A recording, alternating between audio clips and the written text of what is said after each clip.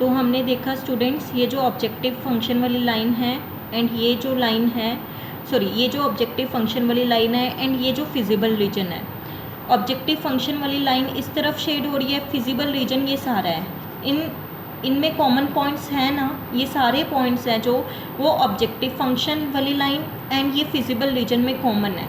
तो फिर हम कहेंगे कि इस प्रॉब्लम का कोई भी सोल्यूशन नहीं है, मतलब कोई भी एक्स एंड वाई की ऐसी वैल्यूज़ नहीं है जो इस ऑब्जेक्टिव फंक्शन को मिनिमाइज करते हैं। देखो, since the inequality has common points with the feasible region, so this has, ये जो फंक्शन है, this has no minimum value subject to given conditions.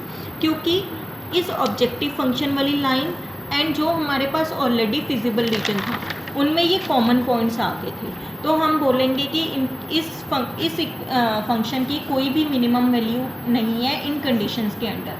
Suppose अगर इनमें कोई कॉमन पॉइंट्स ना आते, जैसे यहाँ पे ये तो कॉमन पॉइंट्स आ गए, सपोज़ ये ऑब्जेक्टिव फंक्शन वाली लाइन कुछ इस तरह से ड्रॉ होती कि इनका फिजिबल रीजन के साथ कोई लिंक ना होता, तो हम फिर कह देते कि जो ये -300 आई थी ना कॉर्नर पॉइंट मेथड से, यही हमारी मिनिमम वैल्यू है।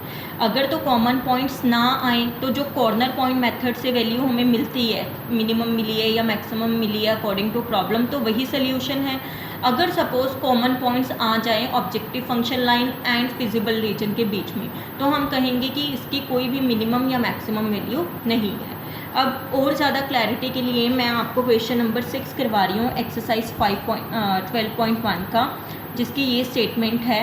इसको वैसे ही मैंने इक्वालिटीज़ में कन्वर्ट किया, इसका ग्राफ बना लिया। ग्राफ बना के बच्चे आप देख लेना खुद ही कि इसका ये कॉमन पोर्शन होएगा, मतलब ये बाउंडेड फिजिबल रीजन होएगा जो दिख रहा है कि अनबाउंडेड है।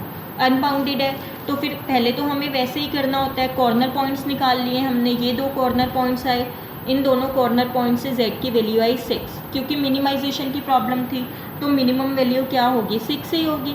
बट क्योंकि ये अनबाउंडेड रीजन था तो वी आर नॉट श्योर कि जो कॉर्नर पॉइंट मेथड से वैल्यू मिली है वो एग्जैक्ट वैल्यू है कि नहीं है।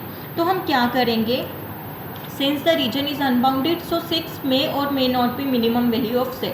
तो हम क्या करेंगे, इस इशू को डिसाइड करने के लिए हम इनइक्वालिटी ग्राफ करेंगे। कैसे, जैसे मैंने पिछली एग्जाम्पल में आपको सिखाया था, इनइक्वालिटी ग्राफ करने के लिए आपको ऑब्जेक्टिव फंक्शन वाला फंक्शन उठाना होता है x + 2y।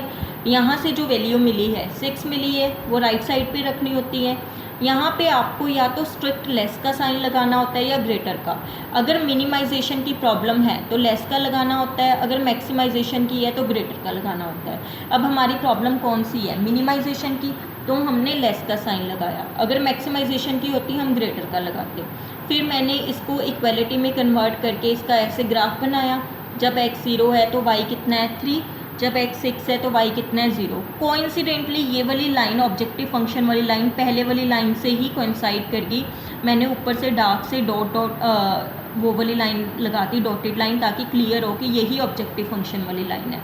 अब जब मैं इस लाइन में x की जगह 0 0 पुट कर रही हूँ, 0 < 6, ट्रू और फॉल्स, ट्रू है ना ये, तो डैट मीन्स ये ऑब्जेक्टिव फंक्शन वाली लाइन इस तरफ शेड होगी, नीचे वाली तरफ। और जो हमारा फिजिबल रीजन था वो किस तरफ शेड हो रहा था, ऊपर वाली तरफ। अब अगर आपसे पूछा जाए कि ऑब्जेक्टिव फंक्शन वाली लाइन एंड जो फिजिबल रीजन है उनमें कॉमन पॉइंट्स हैं, तो क्लियरली आपका आंसर क्या होएगा, नो।